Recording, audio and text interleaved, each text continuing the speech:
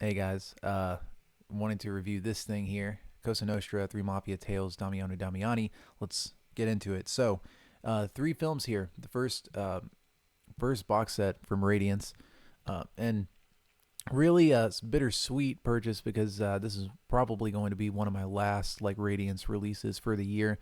Unless there's some funds where I can get like something that I really want at the end of the year. Like I said, I'll be able to get it, but for now, probably going to stop the Radiance train from now.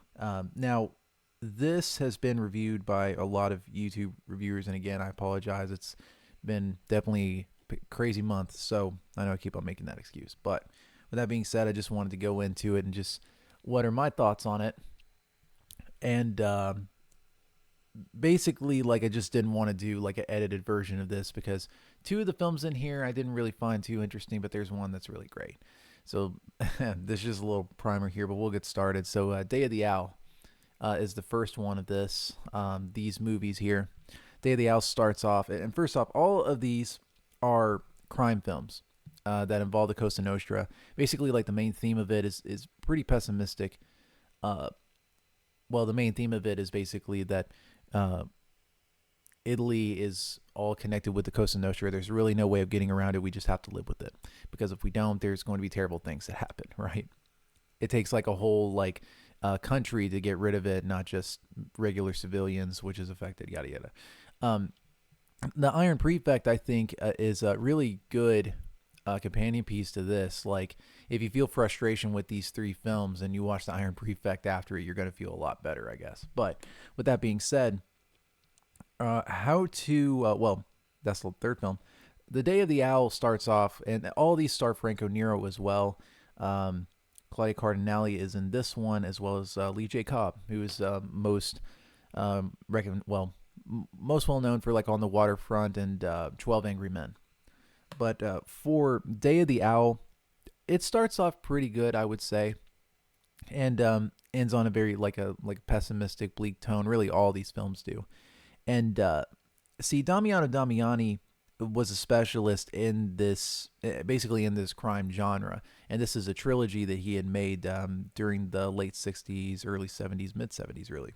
Uh, and the background on this, I will say, if you get this limited edition, which I think will be around for a while, this book set, this booklet, I'm sorry, is absolutely jammed packed with stills, with promotional posters. A lot of people love this series, and I don't blame them at all. It is very well made. Franco Nero is a charismatic guy, and I think the best part, or really about the whole entire series, is that he does play. He isn't just playing the same guy. So like for the first movie, he's playing this lieutenant captain that's assigned to this province in Italy and is trying to solve this murder that happened. And eventually finds out that Cosa Nostra, of course, is involved in it, and he has to stop it. And of course, he doesn't. Spoiler alert. So, but there's ideas in here that you may be able to take away from. I didn't take a whole lot from it, but with that being said, it is a tale of frustration. It is supposed to, I think, be more along the lines of trying to get someone involved with just the understanding that I don't even think it's like a call to arms. This movie, it's mostly just almost like a parable or a bitter fact, I guess. And to me, I think that the acting is very good in this film. It's and I do think that. Oh, by the way, the transfers on all of these are excellent. They're really good. Whoever started this process, I think, yeah, Radiance did release this, but I think one guy was because every time I saw like the interviews, every time I saw like the translation, it involved one guy, and I'm sorry I can't find his name here, but credit to him, man, for putting most of this all together and getting Franco Nero to sit down in these special features as well that talks about his life and career and his involvement in these three films. But anyway, the first film, Day of the Owl, is just all right. We'll put it that way.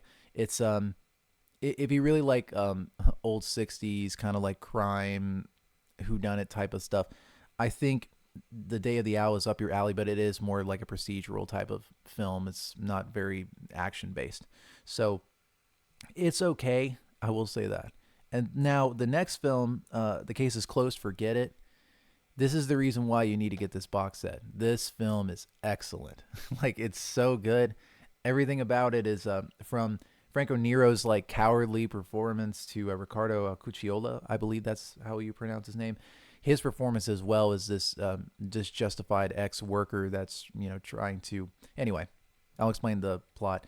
It's a crime prison drama this time inside the inner workings of the mafia in the prison system.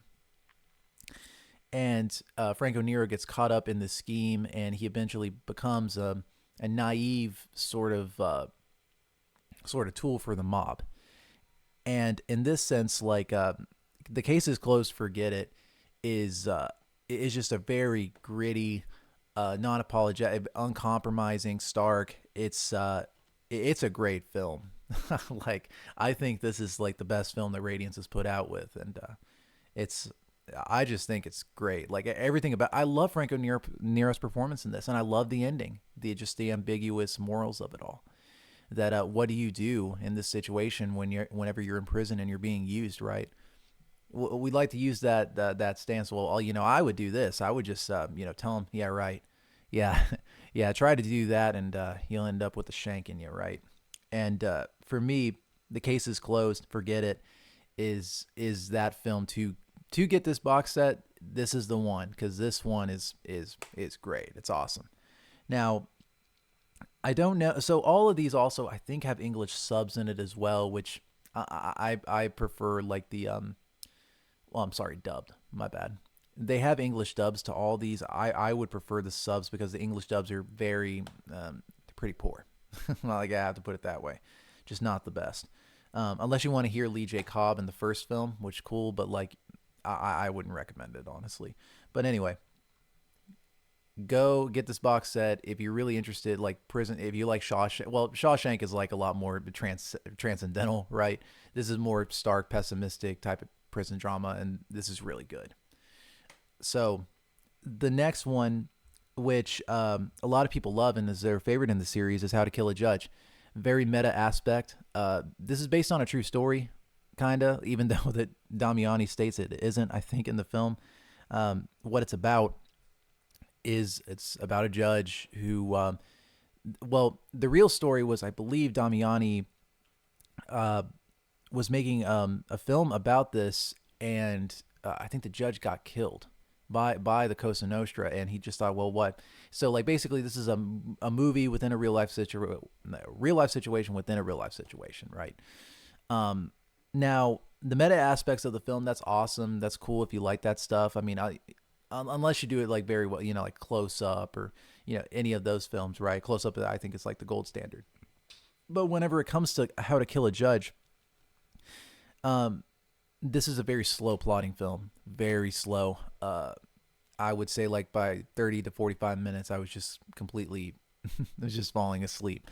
Not to say that this movie has its basis. I think that out of all these three films, this is the one that's probably the most idiosyncratic, I guess. Like, and I think the problem with it is that with the meta aspects, like it doesn't all have to be humorous, but Damiani attempts to be humorous in like the first part of this film, and it makes you think, okay, where's this going, right?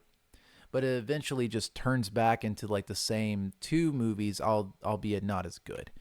And Franco Nero just plays this kind of ambiguous kind of director that's being used by the mafia. So again, it's just not, to me. It's just it's the worst film in the trilogy.